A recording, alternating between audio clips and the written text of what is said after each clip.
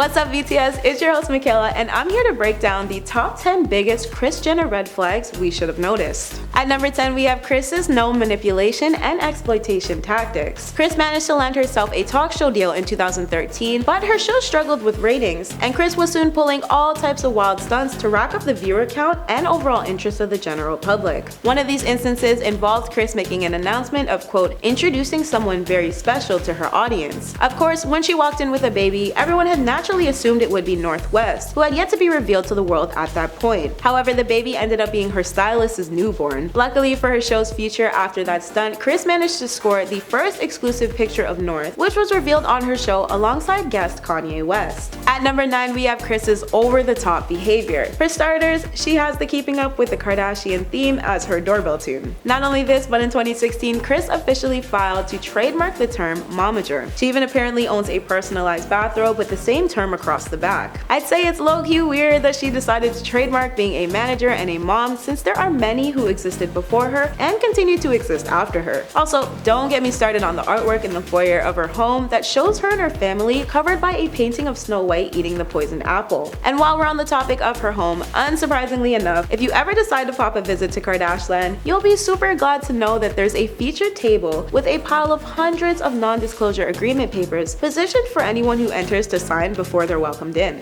Nearby there's a frame which quotes the old saying, "What we say here, we see here. Let it stay here when we leave here." At number 8 we have her obsession with appearances. Tying into the last part of the point before, Kris has done far more to keep up with her and her family's untouchable image. 6 weeks before Kim's wedding to Kris Humphries in 2012, Kris got her neck and face lifted to ensure she looked her best for their big day. Following this, she described the surgery as transcendental and a life-changing experience. At number 7 we have her children and how much distance they've put between them and their mother. Robert, for one, completely removed himself from his entire family, as Kris would make constant overbearing comments about his weight and personality. Whether or not she knew this was damaging to Rob over time, it was, so that should say a lot about Kris's parenting skills and family dynamics over the years. Even Kendall, who seems to be doing really well for herself and avoiding the reality portion of her Kardashian expectations, has banned Kris and the rest of her family from almost all of her shows. Kendall did this due to the paparazzi and fans creating buzz over her entire family instead of her at her own events. It's genuinely sad that her mom has spent so many years chasing fame and big bucks that Kendall can't even attend her own shows without the media going into a straight frenzy. Despite most children wanting their parents to be with them while they achieve success,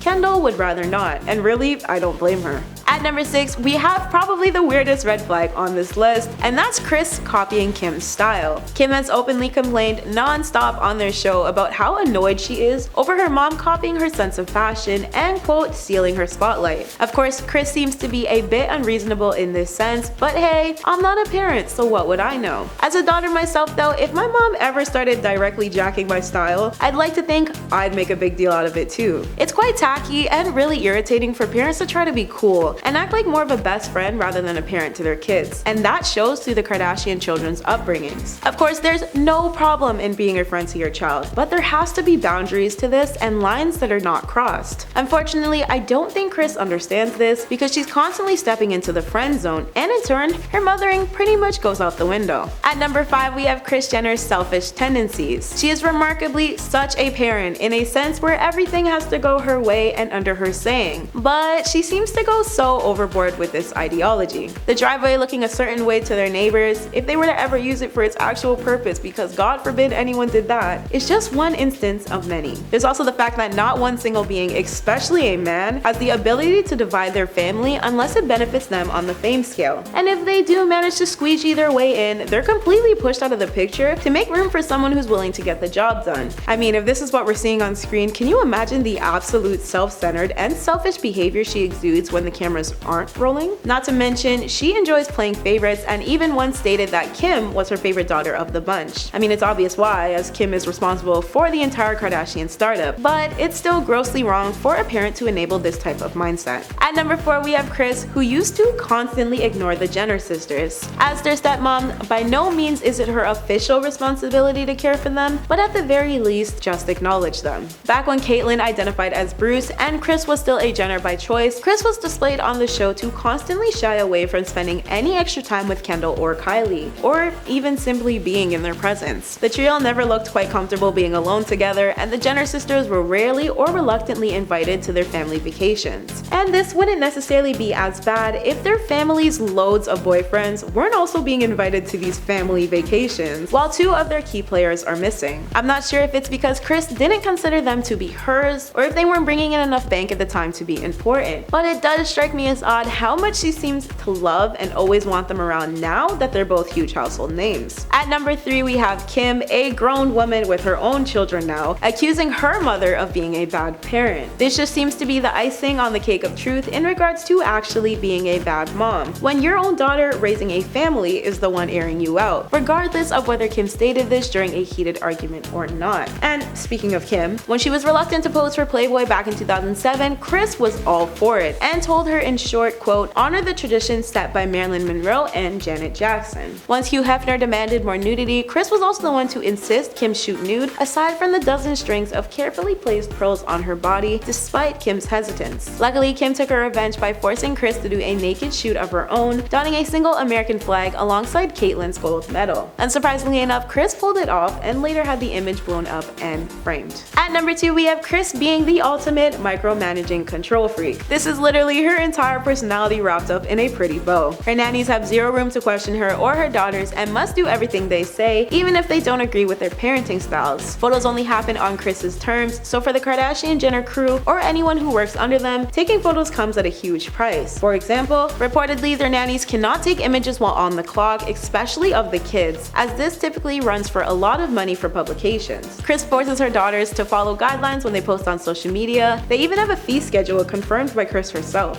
Kris must micromanage at all times, and by this, she must run her household exactly how she sees fit. At number 1, we have Kris's uncanny ability to bank off her family. She self-brands herself as grandmager amongst her momager title, so it's no surprise she was elated to learn there would be 3 new bundles of joy expanding her family. Obviously, her emotions were routed in a different kind of happiness though, as she only really sees the monetary value in her current grandchildren. At one point, Kim, Kylie, and Khloe were all set to welcome their children into the bunch around the same time, and all Kris saw were dollar signs amidst the news. She later opened up about the possibilities of releasing a Keeping Up with the Kardashians spin-off centered around her and her 6 grandkids, Mason, Penelope, Rain, North, Saint, and Dream. If that doesn't tell you this is Kris's biggest red flag, I'm just not sure what will. That concludes today's BTS. Again, I've been your host, Michaela, and I'll see y'all again real soon.